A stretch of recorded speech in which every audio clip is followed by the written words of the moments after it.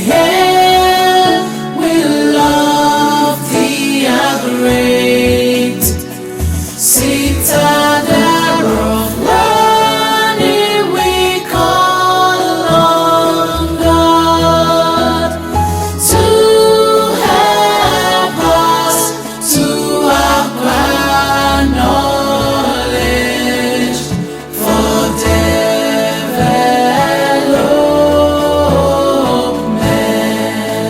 We say you're welcome to the second section of our training, looking still at course called ESP311, Entrepreneur Venture Creation and Growth.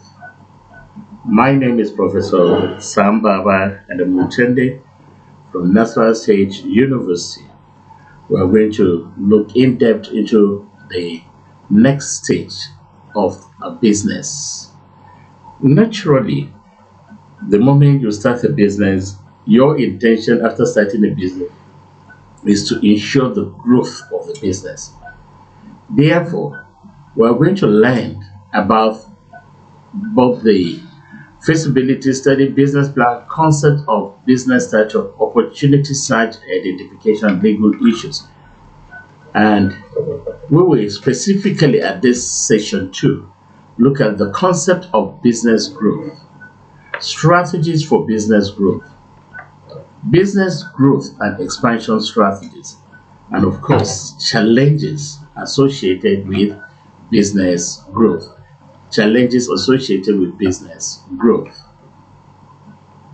There are different reasons or advantages to business growth. And we will start by looking at one, stability. We discovered one basic thing. A bigger, stronger business is more likely to be more stable than a small one. That's why at every stage when anybody starts a business, you tend to see how the business will grow, because it will bring about what? Stability. And if the business grows properly, there will naturally be increase in financial need. Naturally, people want to earn more to meet up with numerous challenges of life. A growth in business, therefore, is necessary to guarantee that. Also, the culture of marketplace encourages and recognizes rewards in terms of business growth.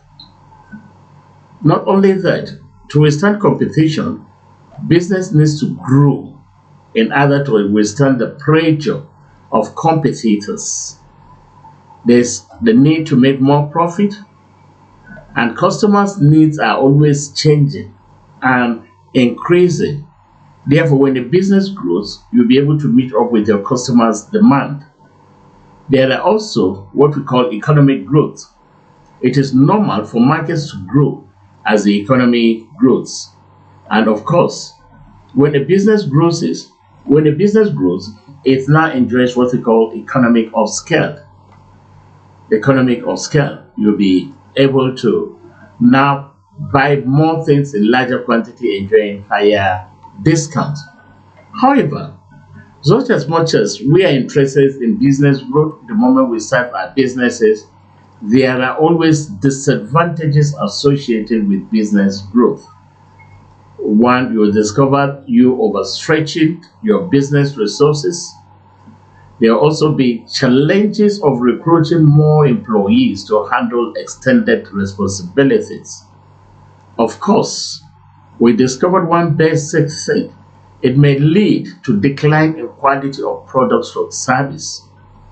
Of course, another major disadvantage associated with business growth and financial challenges, as larger businesses require more money. And of course, when the organizations continue to grow, there will be weaker communication. You may not be emotionally attached to most of your customers because you may not even know them.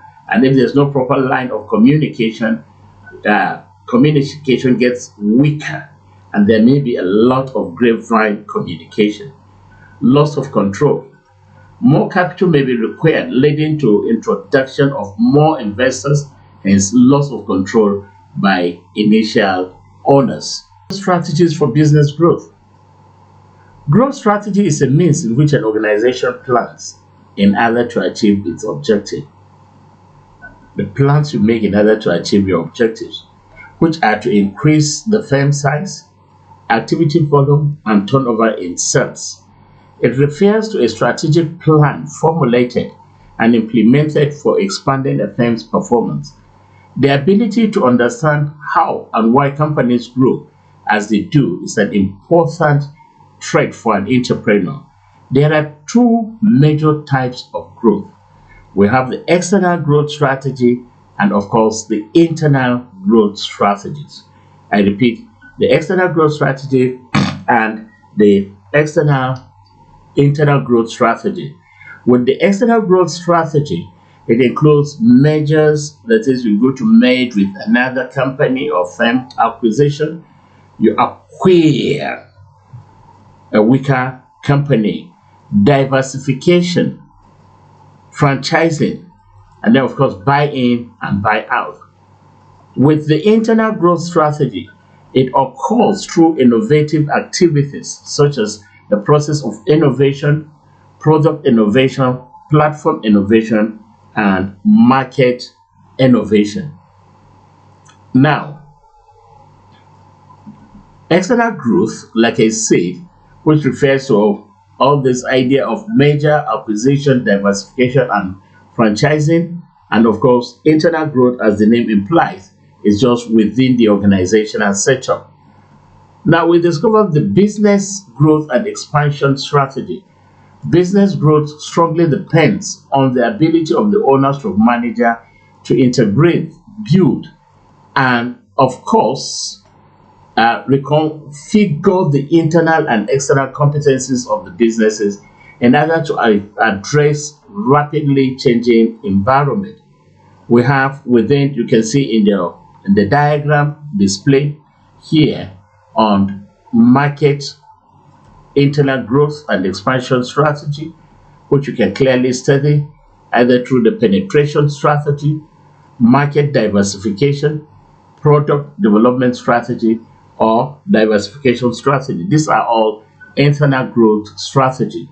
What we understand by market penetration, this is a growth strategy that involves selling more of your current products or services to your current target market. More of the product you are selling, you try to increase the number of sales. It often provides a significant opportunity to increase both revenue and profit. When most business owners consider how to grow, they tend to think of new product to launch. This can be risky. For example, selling new products often involves a learning curve as the businesses become familiar with selling and servicing a new technology. In other cases, you may need to produce, store, or distribute these new products differently than with your current product line. In selling services, you may find that you may end up subletting some of your services and delivery in order to meet up with customer satisfaction. But with market development, you may also now decide to now grow through the process of what we call market development. This is done through what we call new geographical market.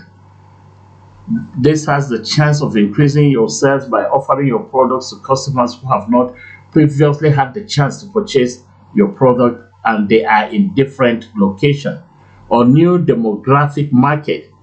You see, in demography, we may look at our potential customers' education, age, sex, and so on. And we may initially be selling to a certain group of customers, but we may now decide to diversify into either the younger age group, or we are initially selling strictly to men. You may decide to diversify and equally sell to the female. New product usage. An entrepreneur may find out that people use its product in a way that was not intended or expected. This new knowledge of product use provides insight into how the product may be valuable. That is, you can identify another way that such a product can be used. Of course, You may equally decide to embark on what we call product development. Product development strategies for growth involve developing and selling new products to people who are already purchasing the firm's existing product, but you now develop the product in a new way by adding certain value. Alternatively, you embark on what we call product diversification. Diversification strategies involve selling a new product to a new market. New product to a what? New market. Even though both knowledge bases appear to be new, some diversification strategies are related to an entrepreneur's knowledge. It is a strategy to grow by selling a new product to a new market. And horizontal integration. This is achieved by buying a competing business or businesses. An example is when a car manufacturer buys another car manufacturer. This eliminates competition and grows the business as a result of synergy. Now, again, where do we stop? So I want you to understand all these basic things. Look at the various definitions of terms associated with business growth. Of course, also look at backward integration, which is another form of business growth, where you take control by producing your own raw materials. And forward integration, this also involves controlling the intermediary in terms of distributing your product. Franchising, this is a method of expanding business with less capital, and normally you just franchise with a company that is already in existence. You now use their names and see how you get close associated to all these things. However, there are a lot of challenges associated with business growth. One, lack of management skills. It is important that entrepreneurs have managerial skills to propel the business forward. Management skills is always very important when you are trying to grow a business. Lack of plan. Planning is a process of thinking regarding activities required in order to grow in the business. Now, with business growth, I want you to take note of these basic terms and get back and study each of these terms properly. The meaning of business growth, growth strategy, market penetration, market development, and of course, product development. We should also understand one basic thing, that we have diversification strategies, and with diversification strategy, it may involve horizontal integration, which is achieved by buying a competing business or businesses. And of course, backward integration is when a business controls other businesses that produce its own inputs or raw materials.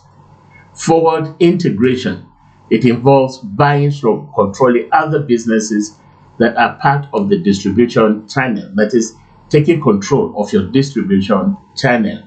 Of course, franchising is a method of expanding a business on less capital than would otherwise be needed.